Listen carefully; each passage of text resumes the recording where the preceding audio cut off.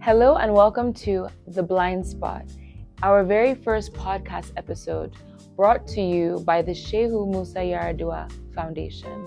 I'm Amy from Seda Films, guiding you through today's enlightening discussion. The Blind Spot dives deep into the lives of persons with disabilities in Nigeria, spotlighting their achievements, challenges, and their diverse abilities that too often go unnoticed. Through our series, we aim to inform and transform how Nigerian society views persons with disabilities, pushing for policies and programs that ensure their full inclusion in society. This program is about breaking down barriers, challenging stereotypes, and sharing stories that inspire change. Enjoy the show.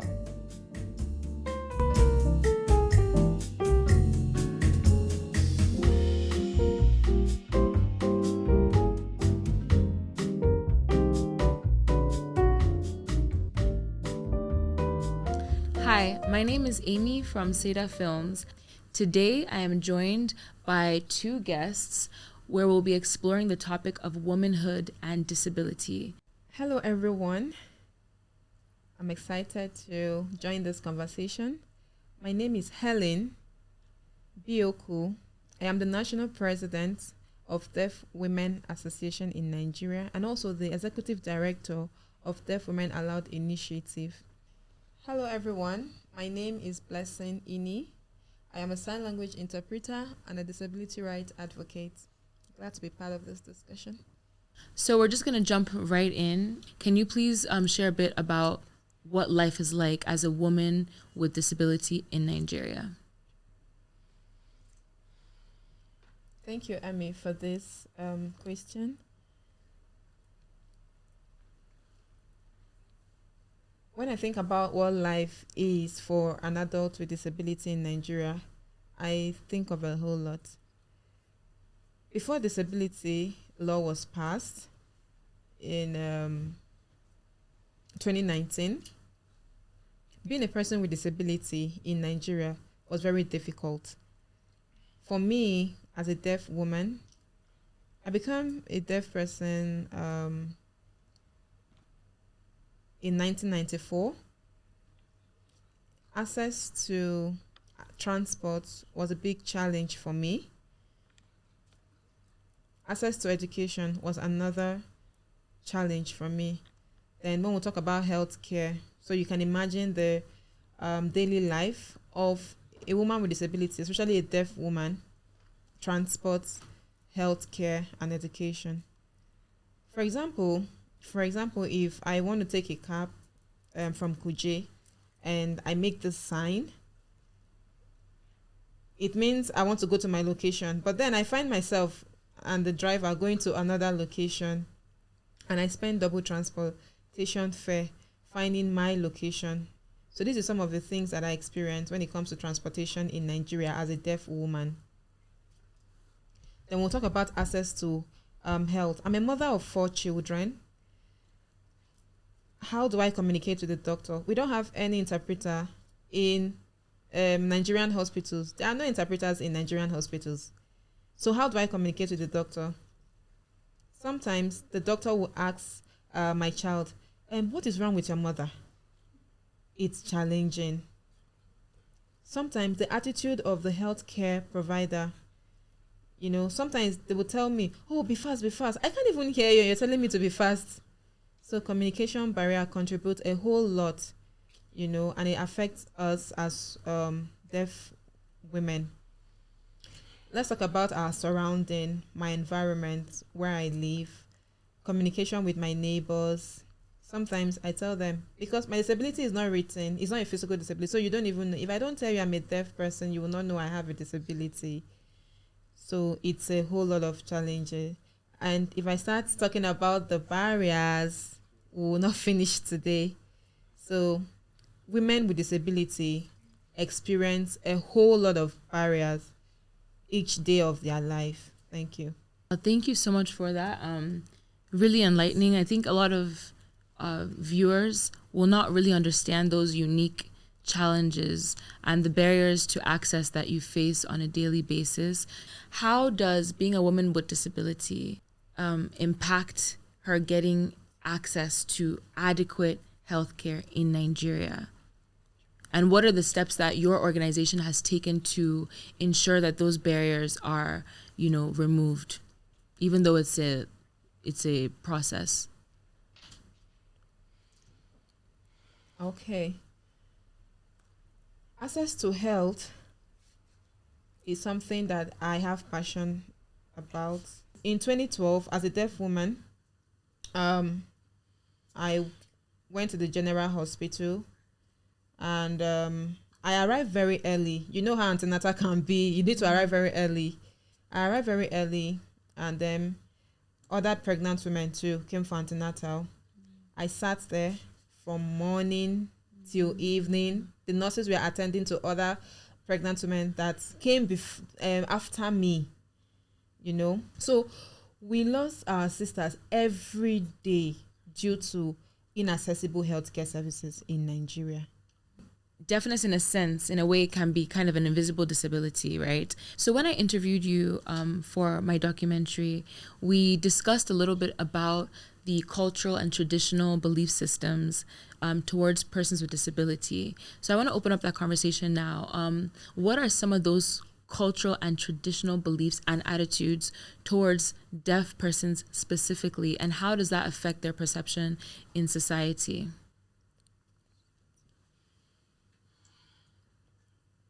Thank you again for this question. A lot of cultural belief affects our everyday challenge in Nigeria. Some of them are, they believe that a deaf person is stupid. They see deaf person at outcasts, as if they belong to outcast. I mean, in Igbo, when somebody is called an outcast, there's a meaning to that. Sometimes they feel that deaf persons are, if you're a deaf person, it's because you're being punished by the gods for the sins of your grandfather, grandmother, whatever sin, past sins of anybody in the family.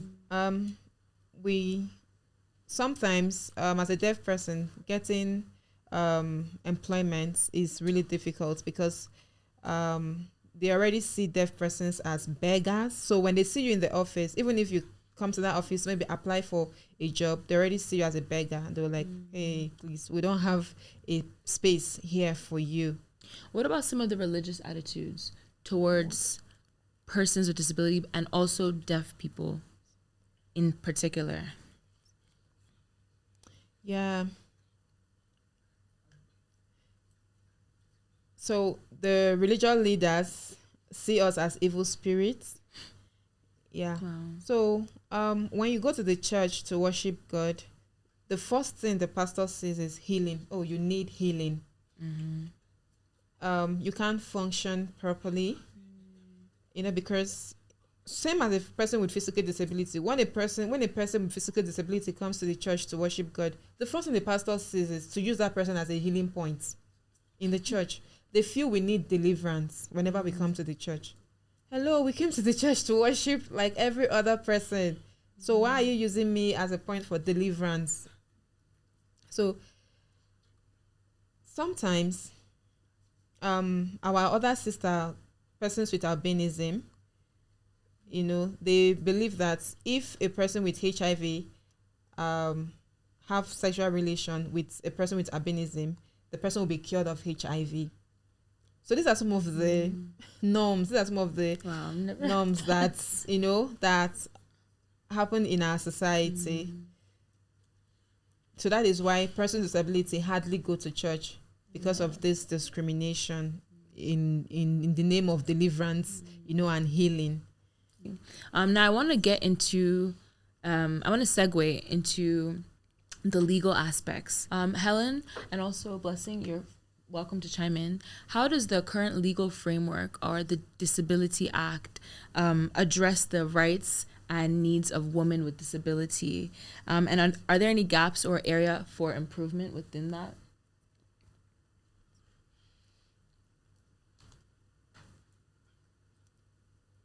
Thanks to President Muhammadu Buhari, in 2018, thereabout, um, we have the disability law that aids our access to transport, access to health, access to employment. It's widespread. But the problem of Nigeria is implementation. Thankful we have the Disability Rights Commission that was established to address these barriers using the legal framework. But then there've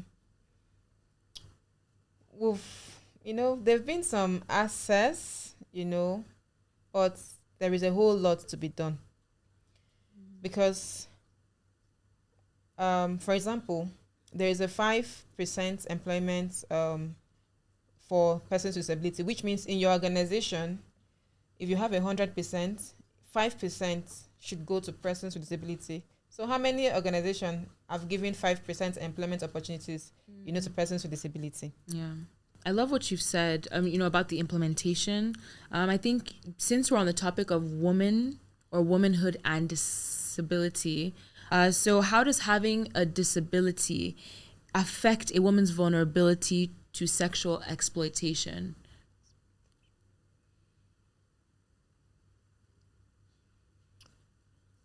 Truly, women with disability are mostly vulnerable when it comes to sexual violence. It is triple for women with disability. Because people in the society target them. Why? Because they feel she's a person with disability, she cannot run. So I can just rape her and go. She's a blind woman. She will not even know that I am the person who raped her. She's a deaf person. Let me just rape her. There are no interpreters in police station, no interpreter in the hospital, no interpreter in Nigerian courts. She can't even. So she can't even say that I raped her. So we are triple vulnerable when it comes to sexual violence. And because of this, women with disability go into silence. They die in silence. And this rapists walk freely. They feel powerful. Whenever they want to unleash, they just target women with disability. Now, when you go to the police station as a woman with disability, the structure is not there. As a woman, as a wheelchair user, you can't even access the police station because there are no ramp. Now, as a woman with disability, no job, and then when you go to the police station, the police will ask you to pay 5,000 naira to open a file, pay 5,000 naira to buy fuel, to go and arrest the rapist. This is a woman that does not even have 5,000 naira to cook a decent meal. And whenever these people prey on us, we don't even know where to start from. Wow. So that was really heavy. I mean, you really broke that down in the best way. And I love how you were able to not just speak on the vulnerability to sexual exploitation and violence from a deaf woman's perspective, but, also from a blind woman's perspective and somebody with a mobility disability. How do factors such as communication, mobility, and dependence on caregivers, because mostly women with disabilities are rarely independent. They rely on people to take care of them, to help them move around. So how does that dependence affect their vulnerability?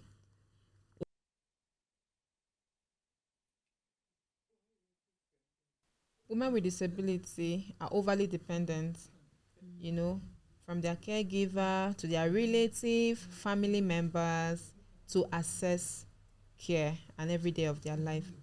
Sadly, if you hear what happened in the case of GBV, you will notice that these GBV cases is usually within, For example, if a family member will tell you, okay, you want to report your brother, you want to report your sister, who is going to listen to you? Do you want to bring shame to the family? Remember, we're the one taking care of you. Emotional blackmail comes in, and then they can't report this incident. And sometimes they'll tell you, oh, even if you report, they will not believe you. They'll say, these people taking care of you are the ones, no, nobody's going to believe you. So if a man rapes you, sometimes the family member will tell you, oh, our neighbor raped you. You should be thankful that somebody is even raping you, like somebody came to rape you. You should be thankful.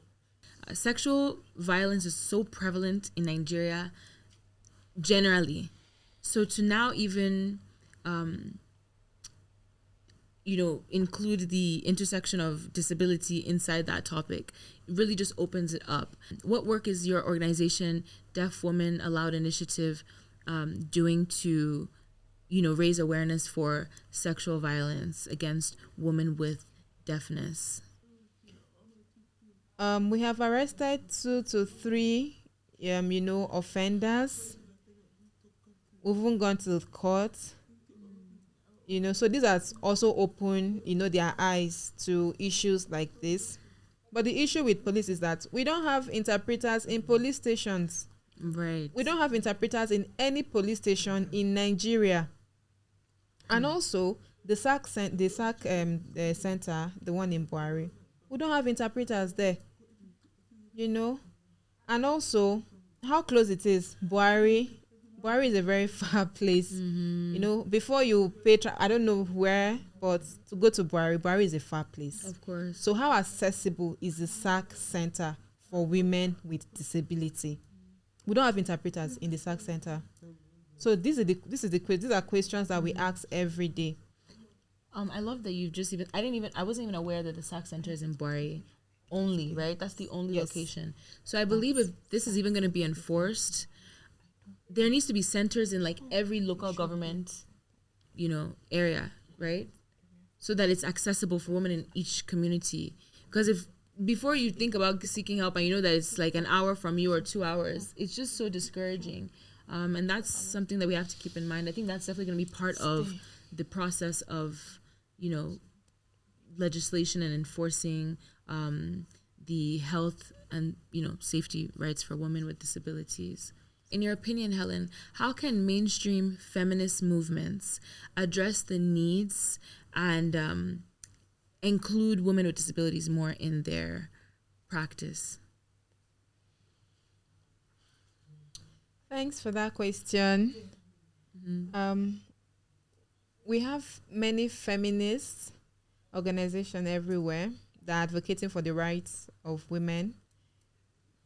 But the question I want to ask this feminist group is, are women with disability who are feminists included in their practices, included in their programs, included in their projects? Because when you fail to identify a woman with disability, so what is the feminist movement about? So it is important that you look out for women with disability who are also feminists and include them in your group, in your project, in your programs. Because they also experience violence. Be their voice. Because there's a slogan that says, nothing about us without us.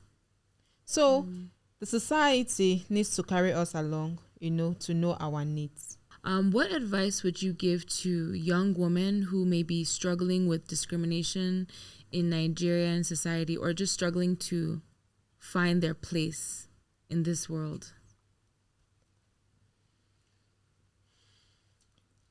I have been thinking, what is the best advice to give? When it comes to discrimination, I always tell people, speak up. I always tell my women, speak up. Because if you don't speak up, nobody's going to speak up for you. If you're silent, we will not read your mind to know what you're going through. But if you speak up, we will rally around and push for your rights, to be protected. So if you speak up, you'll have everything you want. So always speak up. Believe in yourself. Believe that your voice is powerful. and believe that you can achieve your dream, if you thrive. So that's my advice. Finally, where can young girls and women with disabilities find help, or someone professional to talk to when they need help, or if they're in a crisis?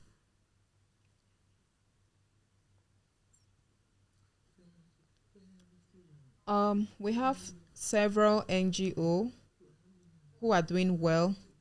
For example, for deaf women, we have the Deaf Women Allowed initiative. We're available to connect, to raise them, to talk to them, on issues that bothers them, because we'll focus on women and girls with deafness. Yeah.